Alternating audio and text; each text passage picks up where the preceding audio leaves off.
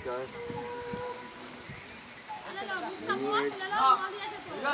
Society for all আগে বাচ্চাদের adult course বলা যায়, বাচ্চাদের মানে অনাথ কোর্সে আমি উপস্থিত হয়ে বা উপস্থিত থাকতে পেরে আমি খুব ধন্য নিজেকে মনে করি। আমাদের কোর্স এখনই শুরু হবো, মোটামুটি মেম্বার সংখ্যা কম বেশি 45 থেকে 50 জন।